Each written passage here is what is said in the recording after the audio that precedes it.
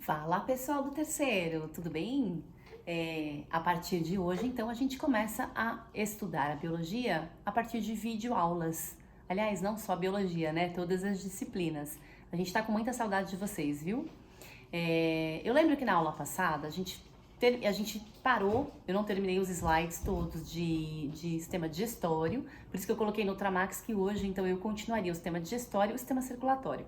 Só que não dá para falar todo o sistema circulatório aí em 2 aulas, né? Então, hoje eu vou terminar o digestório e vou falar só do coração. E na quinta-feira, que a gente tem mais 2 aulas, eu finalizo o sistema circulatório. Para a semana que vem, então, começarmos a genética, que é muito mais tranquilo, tá bom? Bom, então vem cá, que a gente tinha parado nesse slide, eu lembro em aula, quando a gente estava falando sobre a regulação hormonal do processo de digestão. Então a gente tinha ali parado, a gente tinha falado que o processo de digestão, a gente estava saindo do estômago, começamos a falar, então, da parte de digestão que começa pelo duodeno, pelo intestino delgado, né? E eu lembro que eu falei de algumas coisas que acontecem ali. Então a gente tem algumas enzimas muito importantes que vão atuar, que a gente já falou de algumas, por exemplo, da tripsina, e alguns hormônios que também eles participam diretamente desse processo da digestão. Então vamos falar dos hormônios e quem produz esses hormônios e como eles são estimulados. Então olha só, eu tinha falado para vocês que a gastrina, ela é um hormônio importantíssimo que é produzido pelo estômago, pela parede do estômago mesmo, pelas células da parede do estômago, né? E essa gastrina, como que ela é estimulada a produção? O alimento cai, ocorreu a dilatação, então essa dilatação já é suficiente para fazer com que as células do estômago, né, a parede do estômago, comecem então a produzir esse hormônio gastrina e liberá-lo na circulação. E o que ele vai fazer? Ele vai fazer o aumento do peristaltismo e vai aumentar a produção do suco gástrico. Por quê? Porque o suco gástrico em contato com o alimento, então, vai facilitar esse processo de digestão e a ação da enzima pepsina, por exemplo, que está ali dentro do estômago para começar a digestão da proteína, certo? Bom, outro hormônio chamado de secretina, só que esse ele já vai agir lá na parte do duodeno. Essa secretina, então, a presença do quimo, então eu tinha quilo, agora eu tenho quimo, a presença do quimo ácido lá na parte do duodeno, ele é um estímulo muito grande para a secretina. Por quê? Porque eu não posso ter ácido no duodeno, né? Eu não tenho mais aquelas células que vão proteger a ação do ácido ali naquela região. Então a secretina vai até lá e ocorre a dilatação com a presença do quimo, então ácido. As próprias células do duodeno são células parietais, elas vão produzir a secretina que vai lá para a corrente sanguínea e vai causar o aumento da liberação do suco pancreático. Por quê? Porque o suco pancreático é rico em bicarbonato. E rico em bicarbonato, ele vai elevar o pH para o número ideal, que é entre 8 e 9, ali na região do duodeno, tá? Para que outras enzimas possam atuar nessa região. A colicistocinina ou colicistoquinina, tanto faz, né? Antigamente era colicistoquinina, ela também vai ser liberada pelas células do duodeno. E o que vai estimular? As gorduras presentes no quimo do duodeno. Então, se eu tenho uma alimentação rica em gordura, eu vou ter uma liberação muito grande desse hormônio colicistoquinina. E o que ela faz? Aumento da liberação de suco pancreático e da bile. Lembra que a bile faz emulsificação da gordura, né? Então, por isso que a presença de gordura libera a colicistoquinina. Bom, a enterogastrona também é um outro hormônio produzido também pelas células parietais do duodeno e a presença de gorduras também pode liberar esse hormônio. O que esse hormônio faz? Ele vai cair na corrente sanguínea e vai causar uma diminuição da produção da gastrina, então ele faz um feedback negativo lá no estômago, né? Ô estômago, baixa a bola aí, para de produzir um pouco de gastrina, que já tá chegando aqui embaixo, tá terminando o processo, então tá tudo certo, né? Ele vai fazer um controle aí do peristaltismo estomacal. Então ele vai diminuir a liberação da gastrina e ele vai diminuir a contração ali, o movimento peristáltico do estômago, tá bom? Bom, o próximo slide, ele fala sobre um exercício, mas esse eu vou guardar para fazer com vocês num outro momento, a gente não vai fazer exercício hoje. E o que faltou também falar foram esses dois últimos slides aqui, ó. Não é esse. Pera aí. Aqui, anatomia. Eu lembro que eu parei aqui, ó. Isso é muito importante, galera. Segura aí, ó. Tá vendo que tem umas células que elas são assim, ó, elas têm umas vilosidades. Então, na verdade, não são as células. O próprio intestino, ele tem essas curvas, essas vilosidades. E as células que formam essas vilosidades têm microvilosidades. Então, além das vilosidades, dentro das vilosidades eu tenho microvilosidades, que são as membranas dessas células. Bom, para que isso é importante? Por que isso é importante? Qual é a função disso? Quanto maior a superfície de contato com os nutrientes que passaram pelo processo de digestão, mais chance eu tenho de absorção. Então, poxa, eu passei por um processo desde a minha boca até o meu intestino, né? Passei por um assim, demora mais ou menos umas 2 horas até a gente conseguir terminar tudo isso, e agora eu não vou absorver? Não, eu tenho que ter aí uma superfície de contato muito grande com tudo isso que está vindo para cá. Então, as vilosidades e as microvilosidades são importantíssimas para aumentar a superfície de contato com os nutrientes e garantir uma melhor absorção, ok? Bom, então olha só, se eu pegar um intestino aqui, ó, e fizer um corte e olhar dentro desse intestino, né, então eu tenho essas vilosidades, tá vendo? Que são esses vilos, essas curvas, que é isso daqui então que eu tô vendo. E dentro dessas curvas, ó, se eu pegar aí cada partezinha, eu tenho microvilosidades dentro dela que são extremamente irrigadas. Muito importante para a absorção de nutrientes, certo? O vestibular pergunta isso quase todo ano, tá? A última pergunta, eu vou colocar para vocês, claro, a gente vai fazer como aquele da FUVEST, foi uma de serpentes do Enem, mas eu vou colocar para vocês e a gente faz juntos, tá bom? Bom, e para finalizar, então, a parte do sistema digestório, faltou falar do intestino grosso. O intestino grosso, ele tem aí umas partes que a gente chama de cólon, né? Então, seco, que é a primeira parte aí que a gente fala logo que terminou, então o intestino delgado começa o seco, que é mais essa partezinha aqui, onde nós encontramos esse vestígio, esse órgão vestigial, que é o apêndice. A gente acredita que antigamente a gente usava o apêndice. Há controvérsias na medicina, tem médicos que falam que ele tem função hoje, outros que falam que não, que a apêndice serve para dar apendicite, né? Então, há controvérsias, tá? Mas a gente tem provas de que ele é um órgão vestigial. A gente já usou e a gente não usa mais, e ele está regredindo ao longo dos anos aí. É um processo de adaptação. Então começa o seco, que é essa parte mais dilatada, e aí eu tenho o cólon. O cólon, ele é dividido anatomicamente em 3 partes. O cólon ascendente, o cólon transversal, o cólon transverso e cólon descendente. E aí essa curva é chamada de reto sigmoide e essa parte de baixo é chamada de reto, onde termina no ânus. Principal função do intestino grosso, reabsorção de água e sais minerais. Então assim, tá com diarreia aquosa, bom, é porque passou correndo ali pelo intestino grosso, né? Quer dizer, passou correndo por tudo e não deu tempo de reabsorver essa água. Tá aí fazendo... Tem fezes que estão vindo com pedaços de alimento, poxa, então é problema de digestão, tá vindo provavelmente lá do intestino delgado. Então, é assim que a gente vai conduzindo a consulta de um paciente que tem problemas gástricos, tá? Então, um gastroenterologista ou um veterinário também, por exemplo, que o paciente não fala, a gente tem que perguntar bastante sobre fezes. É uma informação muito importante pra gente, tá bom? Ver se tem presença de gorduras que não estão sendo digeridas e assim, as fezes, elas falam com a gente, é muito importante. Bom, então, reabsorção de água e sais minerais, a principal função do intestino grosso, e aí a gente acaba então finalizando essa parte, tá?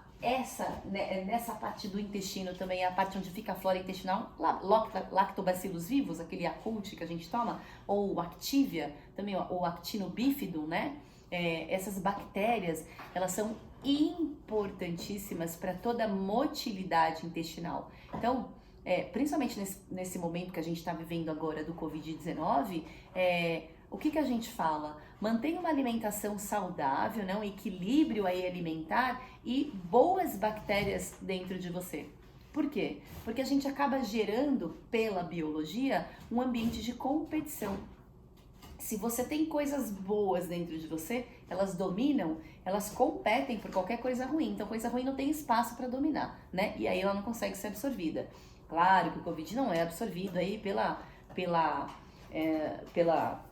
ele não é engolido para ser absorvido pelo intestino, mas fica aí a dica, então, para uma vida saudável e a gente evitar problemas de doenças, né, de que são absorvidas, gastroenterites, que são chamadas aí na medicina. Bom, então a gente encerra agora o sistema digestório e eu vou começar o sistema circulatório, ok? Vamos lá.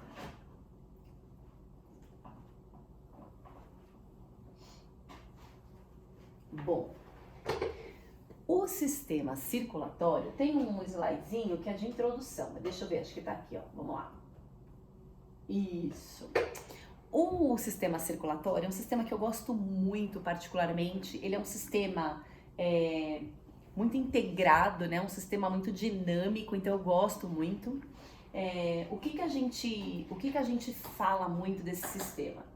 Que ele é formado pelo coração e pelos vasos sanguíneos, né? Então o coração, ele é uma verdadeira bomba, e os vasos sanguíneos, eles recebem nomes especiais. Então, vasos sanguíneos, ó, de maneira geral, regra é essa: quem sai do coração é uma artéria, quem chega no coração é uma veia, tá bom? Então, a artéria, só que ela sai muito grossa e ela precisa adentrar órgãos, ela precisa adentrar tecidos, né? Ela precisa chegar nas células.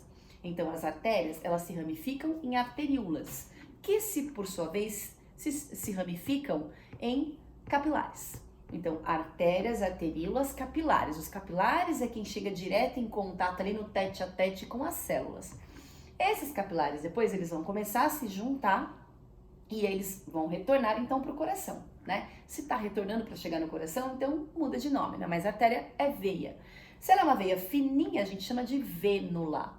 E se ela é uma veia mais grossa, aquela que tá captando uma veia importante, né? Então a gente passa a chamá-la de veia. Então é essa sequência aqui, mais ou menos, ó. Artérias, arteríolas, capilares, vênulas e veias. Se a gente for falar sobre quem saiu, artérias, arteríolas, capilares, vênulas e veias. Ok? Essa nomenclatura que a gente usa no sistema circulatório, é bem simples. Bom, quais são as funções do sistema cardiovascular? Ou sistema circulatório, tanto faz, que cardiovascular é um nome mais novo e mais complexo. Bom, primeiro, transporte de nutrientes. Poxa vida, tudo isso que a gente passou pelo processo de digestão foi ali minuciosamente dividido, agora a gente tem que distribuir isso pelo corpo, né? Então, transporte de nutrientes, água também, né? O sangue é riquíssimo em água, 55% é plasma ali, que tem bastante água nessa parte. Transporte de gases, né? Então, dentro do sangue nós temos a hemoglobina, nós temos a hemácia e dentro da hemácia nós temos essa proteína importantíssima, que na verdade ela é uma ligação de proteínas, chamada de hemoglobina. Quem faz essa ligação de proteínas é o ferro e é ela quem vai transportar o gás oxigênio, o gás carbônico. A gente já viu isso, carboxiemoglobina, oxiemoglobina, lembra? A gente já falou. Bom, faz também o transporte de calor, então é importante para manter a temperatura corpórea. Transporte e remoção de substâncias tóxicas, que nós chamamos de excretas, né? Todo produto de um metabolismo, ele não pode ficar dentro da célula, então ele é lançado aí para a circulação e vai ser eliminado. Principalmente, a gente já falou também, amônia, ureia, né? Principalmente, ácido úrico também é um produto, também vai sair. E também defesa, porque no sangue nós também temos a parte celular, que é formada pelas células vermelhas, pelos glóbulos brancos e também pelas plaquetas, ok? Bom, vamos lá pro próximo.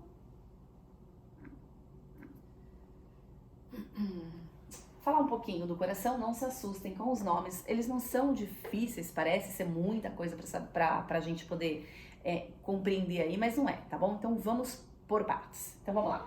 Aqui o coraçãozinho fechado, o coração tá localizado aqui no nosso, basicamente o nosso osso externo, que é esse ossinho do meio, ligeiramente deslocado para o lado esquerdo, Tem o tamanho de mais ou menos de um punho fechado, de uma mãozinha fechada, né? Não de um punho fechado, de uma mãozinha fechada. E pesa mais ou menos de 300 a 400 gramas. A gente fala 350 gramas, tá? Aqui o coraçãozinho fechado. E aí nós temos várias coisinhas que chegam e saem dele, né? Que se você olhar, na verdade, parece que tá tudo se descabelando ali. Mas coisas chegam e coisas saem, né? Vasos chegam e vasos saem. Se eu cortar esse coração assim, ó, e olhar esse coração lá dentro. Coração de mamíferos tem 4 câmaras, então tem 4 compartimentos lá dentro. 2 átrios e 2 ventrículos. Então vamos relembrar esses nomes que a gente já falou aí quando a gente estudou ano passado sobre sistema circulatório de algumas espécies, então vamos lembrar. Então, ó, eu tenho átrio direito, ventrículo direito, átrio esquerdo e ventrículo direito, e ventrículo esquerdo. Eu chamo essa parte do coração de parte lado direito e o lado esquerdo do coração, né? Vocês estão vendo que está representado pela cor azul e pela cor laranja, sei lá, era para ser vermelho, mas tá um laranja. Esse daqui é o sangue rico em gás carbônico e esse daqui é o sangue rico em gás oxigênio, certo? Então, o lado, de maneira geral, o lado direito é responsável pelo sangue o sangue que carrega o gás carbônico, que a gente chama de sangue venoso, certo? Porque ele vem das veias. E o lado esquerdo é responsável por receber e por cuidar de todo o transporte aí do sangue que carrega o gás carbônico, que nós chamamos de sangue arterial, ok? Perfeito. Então vamos lá. Nós temos agora algumas nomenclaturas. Eu disse lá no comecinho da aula que quem chega no coração, quem chega é chamado de veia e quem sai é chamado de artéria. De maneira geral, as veias, sangue venoso, né? Então as veias de maneira geral carregam sangue rico em gás carbônico. E as artérias, sangue arterial, de maneira geral, elas carregam aí o sangue rico em gás oxigênio.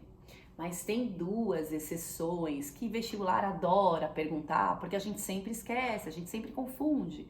Mas se a gente lembrar da regrinha que quem chega é veia e quem sai é artéria, a gente fica mais fácil da gente lembrar. Então, olha aqui. Eu tenho essas daqui, ó. Essa tá chegando de cima do átrio, lá aqui no átrio direito, e essa tá chegando por trás, também no átrio direito. São as veias cavas. Então, a veia cava superior, que ela vem da parte de cima, e a veia cava inferior, que vem da parte de baixo. O que essas veias trazem? Sangue rico em gás carbônico. Então, ela recolheu tudo ali dessa parte de cima e vai levar para o meu coraçãozinho, e a outra recolheu tudo de baixo que tá vindo e vai levar para o meu coraçãozinho. Já ocorreram as trocas gasosas, a troca gasosa não é hematose. Hematose é troca gasosa no pulmão, tá? Ela já ocorreu ali a troca gasosa, a troca de nutrientes discreta. Então ela tá passando no coração, por quê? Porque esse coração precisa agora bombear esse sangue para ele chegar lá no meu pulmão e aí sim ocorrer hematose, que é deixar o gás carbônico e pegar o gás oxigênio, que é um processo também que a gente já aprendeu no sistema respiratório, certo? Bom, então veia cava superior, veia cava inferior, entrou no átrio direito. Se entra esse átrio direito, ele vai estufar, certo? Ele recebeu aí o sangue, então ele estufou, ele aumentou o volume dele. Se ele aumentou o volume dele, significa que o ventrículo direito, que já tinha também o sangue ali dentro, então, ó, o átrio direito ele estufou e o ventrículo direito já mandou embora o que tinha aqui dentro. Por quê? Porque vai acontecer agora desse sangue que tá aqui, né? Então ele vai ser impulsionado aqui para baixo, né? E esse daqui vai receber de novo. E esse daqui vai mandar de novo. E esse aqui vai receber de novo. Esse aqui vai mandar de novo. Então, são movimentos alternados, ok? Esse movimento, esse ritmo do coração, ele é muito importante. Não é o ritmo que faz tum-tum. A gente vai aprender já já, tá bom? Bom, o sangue, então, ele chega pelas veias cava superior e inferior, átrio direito, do átrio direito passa para o ventrículo esquerdo. E aí tem uma portinha aqui, não sei se vocês estão reparando, mas tem uma portinha que nós chamamos de... Antigamente eram válvulas, tá? Hoje a gente chama de valvas. Essa válvula aqui, ela tá entre o átrio e o ventrículo. Então é chamada de válvula átrio-ventricular direita. Então, ó, essa válvula atrioauricular direita também é chamada de tricúspide, tá bom? É um outro nome que a gente pode dar. Bom, ok. Saiu então do lado direito, do ventrículo direito, agora ela vai então ser lançada para um vaso que está saindo do coração. Quem sai do coração é uma artéria. Essa artéria, artéria pulmonar direita e esquerda. Por quê? Porque ela vai levar o sangue lá para o pulmão. Tá saindo, o sangue tá saindo do coração. Quem sai do coração é uma artéria e essa é uma exceção. A artéria pulmonar direita e esquerda carrega o sangue rico em gás carbônico. Ainda não chegou lá no pulmão para realizar a hematose, tá? Então olha a exceção aí, guarda que isso é importante.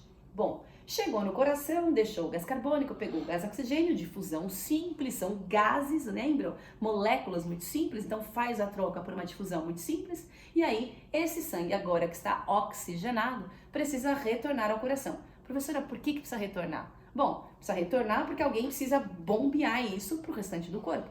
E o coração nada mais é do que uma bomba.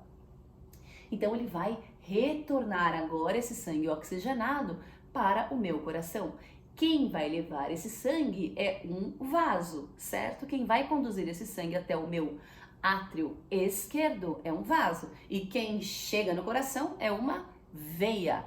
Essa é a outra exceção, veias pulmonares direita e esquerda. Tá chegando agora com sangue rico em gás oxigênio, já ocorreu a hematose. Então ela também é uma exceção. As artérias pulmonares direita e esquerda e as veias pulmonares direita e esquerda são as exceções de nomenclatura de quem carrega sangue rico em gás carbônico e rico em gás oxigênio. Ok? E por que recebem esse nome? Simplesmente porque quem sai do coração é uma artéria e quem chega no coração é uma veia. Bom, chegou no coração, rico em gás oxigênio, entrou no átrio, agora esquerdo, no átrio esquerdo. Então o átrio esquerdo se dilatou, enquanto o outro já tinha comprimido, certo? Então agora o átrio esquerdo vai mandar esse sangue que já está rico em gás oxigênio para o ventrículo esquerdo. Esse ventrículo, então, vai bombear esse sangue com bastante força. O lado esquerdo do coração é um lado mais grosso, é um lado que tem uma musculatura mais avantajada. Por quê? Porque ele precisa bombear esse sangue com bastante força, vai chegar até as pernas, lá até o dedinho do pé, né, gente? Então, ele tem que ter uma força muito grande. Então, de maneira geral, o lado direito, ele é mais fininho e ele tem uma elasticidade maior. E o lado esquerdo, ele é mais robusto, ele é um lado que a gente tem uma musculatura mais larga, mais desenvolvida. Por quê? Porque precisa de bastante pressão para mandar esse sangue para o corpo. Bom, e aí a gente tem a gente tem a passagem do átrio esquerdo para o ventrículo esquerdo, eu tenho uma outra válvula átrio-ventricular esquerda, que é chamada também de mitral, ok? Ou bicúspide também, a gente usa esse nome na medicina, bicúspide, tá bom? Entre aqui, ó, entre o ventrículo direito e o ventrículo esquerdo, do ventrículo direito para essa artéria pulmonar que está saindo do coração e o ventrículo esquerdo para essa veia, para essa aorta, né, para essa aorta que também está saindo do coração, eu tenho aí duas válvulas importantes também. Essas válvulas, elas são representadas pela V1 e pela V2, é a válvula pulmonar e a válvula aórtica. Por que válvula pulmonar? Bom, primeiro, porque uma tá saindo do coração, então se sai do coração, é uma artéria, artéria pulmonar, e ela tá indo pro pulmão, então a gente chama de válvula pulmonar. E essa aorta tá saindo do coração, é uma artéria, claro, a artéria mais importante aí, que é a artéria aorta, ela tá saindo, ela também tem uma válvula que ela vai, ela recebe um nome também, que é a válvula aórtica. Função das válvulas dentro do coração. Bom, são portas, funcionam como verdadeiras comportas, certo? Então, para e pensa, se eu tô mandando o sangue que tá aqui dentro lá para baixo, né?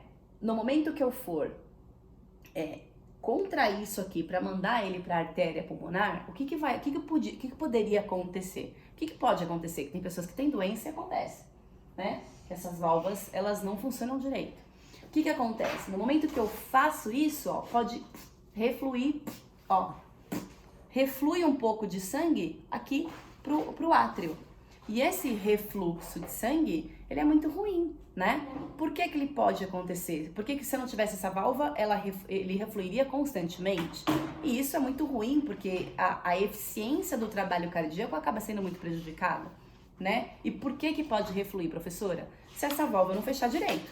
Então, se o cara tiver uma insuficiência de válvula, que a gente chama de insuficiência de mitral ou insuficiência de tricúspide, se ele tiver uma insuficiência importante, a gente consegue auscultar isso no exame clínico.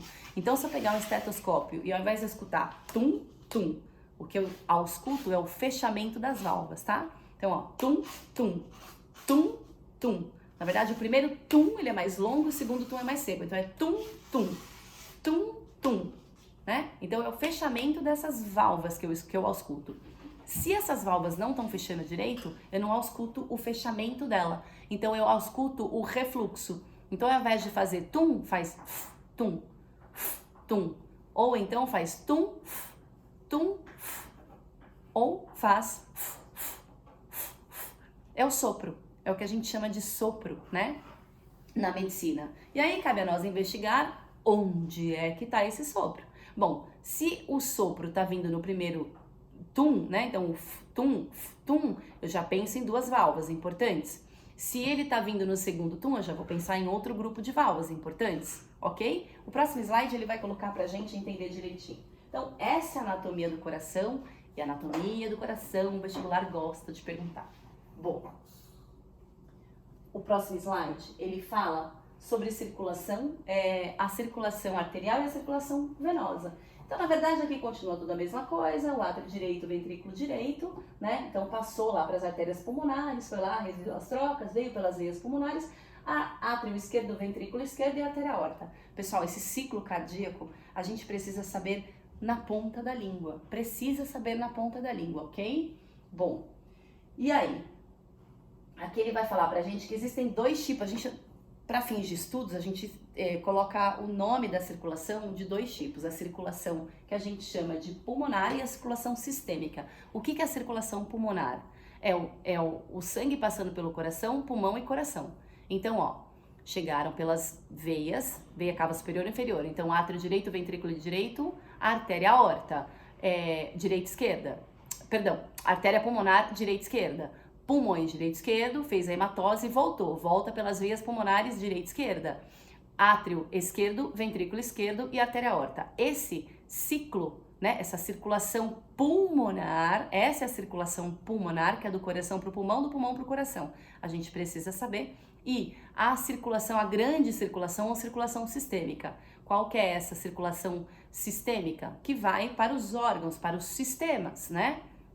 Então no momento que esse coração, que esse sangue, ele está saindo, ele chegou lá pelo átrio esquerdo, ventrículo esquerdo, ele vai para a artéria aorta, ele vai ser distribuído para arteríolas, capilares, vênulas, veias e vai voltar então para o coração para passar pelo átrio direito e ventrículo direito. Ok? A gente também não pode deixar de confundir a pequena circulação e a grande circulação, ou a circulação pulmonar e a circulação sistêmica. Também é importante. E é isso que ele vai mostrar aqui pra gente, ó. Ele vai falar um pouquinho sobre a circulação. Aqui ele tá falando da circulação, que tá representado pelo sangue vermelhinho. Ele tá falando sobre a circulação arterial. Esse é o circuito arterial. Então, ó, saiu do pulmão, tá rico em gás, oxigênio. Entrou lá, quem chega no coração é veia, chegou pelas veias pulmonares, foi pro átrio esquerdo, ventrículo esquerdo, artéria aorta. Então, ó, átrio esquerdo, ventrículo esquerdo, saiu pela artéria aorta, né? Então, ele chegou aqui por trás, átrio esquerdo, ventrículo esquerdo, artéria aorta, vai para os órgãos e acabou. Por quê? Porque quando ele entra em contato com o órgão, ele deixa o gás carbônico e pega o gás, ou ele deixa o gás oxigênio e pega o gás carbônico. Então, aí ele já não é mais um sangue rico em gás oxigênio, tá? Então, acabou aí. E a circulação venosa? A circulação venosa é a partir daí. Então, a partir do momento que fez a troca, deixou lá o gás oxigênio e pegou o carbônico, então agora ele vem rico em gás carbônico. Então, ele vai vir da circulação pelos capilares, vênulas e veias, vai entrar do lado direito, átrio direito, ventrículo direito. Desse ventrículo direito ele vai para as artérias pulmonares e aí nas artérias pulmonares ele chega no pulmão, onde ele vai fazer essa troca, tá bom? Também essa circulação também é mais simples da gente entender. Agora vamos um pouquinho falar sobre aqui, na verdade, ele vai falar tudo de novo, tá? Ele vai falar tudo de novo que eu já falei, então é só pra gente ter aí uma ilustração mesmo. Olha aqui, ó, o que eu disse pra vocês, ó o tum-tum, vamos escutar. Vocês estão reparando que essas duas aqui, elas fecham simultaneamente, e essas duas, elas fecham simultaneamente? Enquanto duas fecham, duas abrem. É um movimento sincronizado, tem que ser sincronizado, senão a gente fala que se não for sincronizado, tem arritmia. A arritmia pode ter dificuldade de contratilidade. E aí a gente tem vários problemas que podem acontecer no corpo inteiro da pessoa, né? Então, tosse, cansaço, edemas, tem vários sintomas cardíacos. Então é só pra gente entender. Esse músculo do coração, ele é chamado de miocárdio e ele é protegido por uma pelezinha bem fininha que fica ao redor dele, chamado de pericárdio, ok? O músculo de dentro é chamado de endocárdio. Então, pericárdio, miocárdio e endocárdio. Bom, aqui são todas as veias que nós já falamos, e aqui ele vai falar tudo de novo, da circulação, do caminho do sangue arterial, sangue venoso, que a gente já falou. Como é que é chamado a contração e o relaxamento, a contração e o relaxamento desse átrio, desse ventrículo que eu estava falando para vocês, que um contrai e o outro relaxa, enquanto um contrai e o outro relaxa, né? Então, esse movimento, ó, sístole, diástole, sístole, diástole. Então, contraiu, a contração é sístole, diástole, sístole, diástole. A sístole serve sempre para expulsar a quantidade de sangue que estava ali dentro e a diástole para receber o sangue que está chegando. Então, sístole expulsou, diástole recebeu, certo? Bom,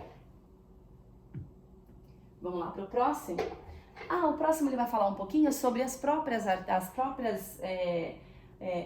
próprios vasos sanguíneos que irrigam o coração. Então, assim, é importante a gente saber que o coração, ele é um órgão que ele é autônomo, ele trabalha por si só, por quê? Porque ele tem um nódo sinoatrial. O que é nódo sinoatrial? São algumas células aí que liberam impulsos elétricos que vão estimular o batimento do coração. Então, o batimento do coração, ele não vem estimulado pelo sistema nervoso central. O próprio coração tem esse nódo sinoatrial, que também é chamado de marca-passo, tá, pessoal? Também é chamado de marca-passo. Esse nódo sinoatrial é quem emite esses impulsos elétricos. Então, ora ele emite para os átrios, parte superior, e ora ele emite para os ventrículos. Ora ele emite para os átrios e ora ele emite para os ventrículos, de uma maneira alternada. Então, quando aqui está sístole, né? Agora, lá embaixo que está em sístole. Se o cara lá em cima não está recebendo sístole, ele está em diástole, né? Então, quem está em sístole, o outro está em diástole, ok? Movimentos alternados. E esse nódo, ele é o sinoatrial, a parte de cima, e o nódo atrioventricular, que é o de baixo. Os dois têm a mesma função, ok? Por isso que muitas pessoas, às vezes, têm morte cerebral e o coração continua batendo. Porque apesar do cérebro não ter mais função nenhuma, o coração tem, por esses nódulos, esses nódos que ele tem, que é o sinoatrial e o atrioventricular, né, por causa desses nódos que ele tem, ele continua recebendo, produzindo aí os impulsos elétricos através de alguns sais minerais, como por exemplo, a gente já viu que o sódio e o potássio, eles são importantíssimos para esse processo.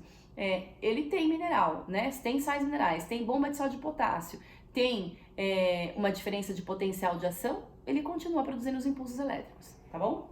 Bom, e aqui, por último, para a gente acabar essa aula, porque ela já tá longa, a gente vai falar um pouquinho sobre os vasos sanguíneos que nutrem as próprias células do miocárdio, né? Então, essas células do miocárdio, elas são nutridas por ramificações que saem da própria artéria aorta. Então, a artéria aorta começou a sair, ela emite ramos, que são chamadas de artérias coronárias. E tem a artéria coronária esquerda e a artéria coronária direita, que elas são importantes para nutrir as próprias células do coração, certo? Essas artérias coronárias, quando elas entopem, é onde ocorrem os infartos, tá? Infarte ou infartou. Eu já ouvi falar das duas formas, né? Então, até aqui ele traz ó, as duas formas. E o que é o infarto, na verdade? Então, geralmente, pessoas que têm um depósito muito grande de gordura, né? Não no corpo, mas assim, no sangue mesmo, né? Então, colesterol principalmente, né? A gente sabe que o colesterol, ele é um lipídio muito importante para o nosso corpo, ele tem funções muito importantes, mas 70% dele vem do fígado e 30% vem da alimentação. Então, assim, se você come 70% e o fígado produz 70%, você tá ultrapassando aí o limite, né? Que era para dar 100, você tá colocando a mais. Bom, se você está colocando a mais, duas coisas podem acontecer. Esse colesterol ele pode se encontrar aí com algumas proteínas e formar dois tipos de colesterol, o LDL e o HDL. O LDL é o low, né, o colesterol lento. É um colesterol muito importante para a produção de alguns hormônios, como por exemplo a progesterona, o estrógeno, a testosterona. Eu preciso dele para a produção desses hormônios, né? Mas se ele tiver em excesso, ele começa, como ele é lento, ele é low, ele é muito lento, ele começa a se acumular nos vasos, nas artérias, né? E se ele se acumula nas artérias coronárias, algumas células elas começam a morrer, entrar em necrose. E isso leva a uma situação chamada de infarto, que pode ser fulminante. Na minha idade, por exemplo, geralmente infartos, 95% dos casos de infartos entre 40 e 50 anos são infartos fulminantes. Conforme a gente vai ficando mais velho, essas artérias coronárias elas vão criando ramificações.